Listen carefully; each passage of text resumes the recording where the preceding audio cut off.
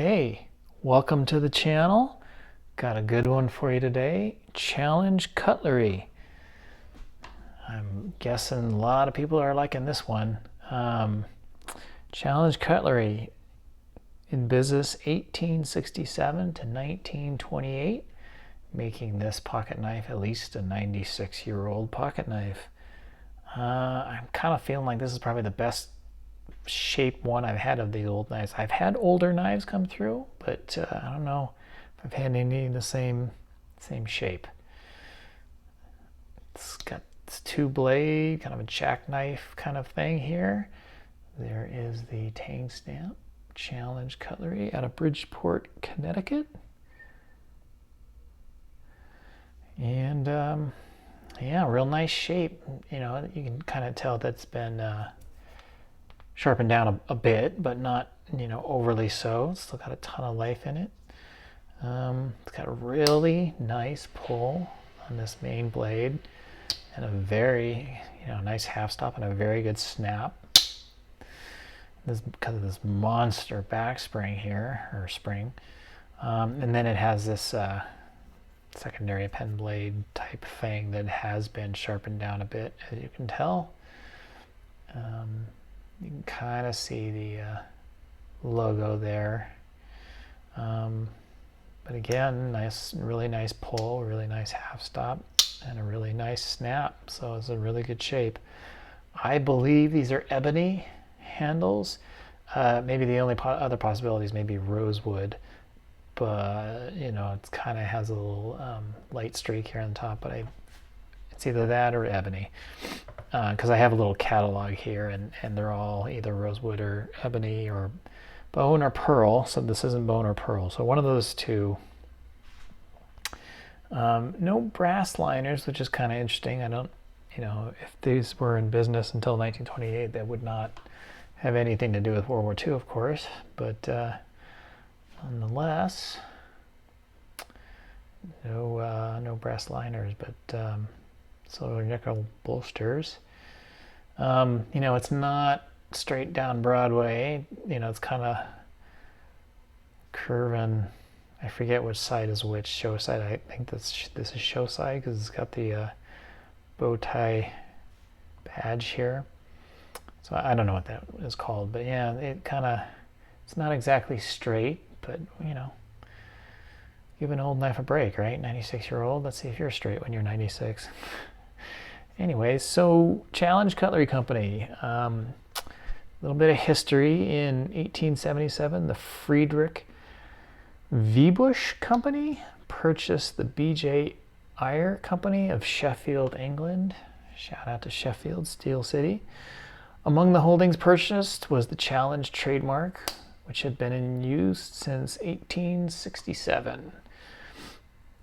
In 1889, the trademark was utilized as Challenge Razor Works in a subsidiary of the Wiebusch Company in Bridgeport, Connecticut.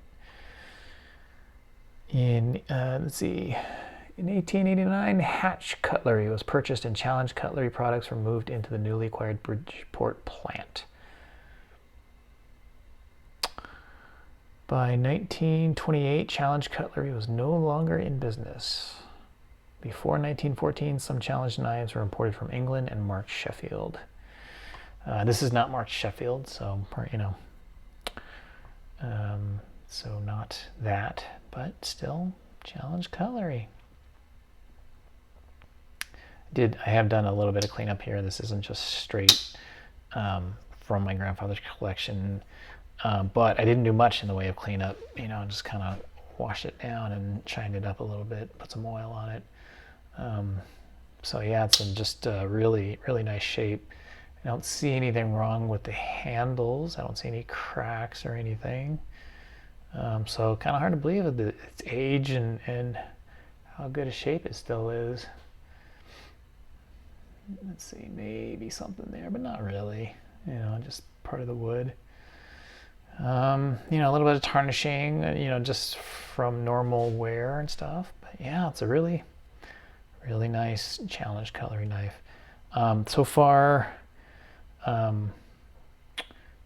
this is the only Challenge I've found. I might come across one, but so far this is it. So the one and only in my collection, but it's a beauty.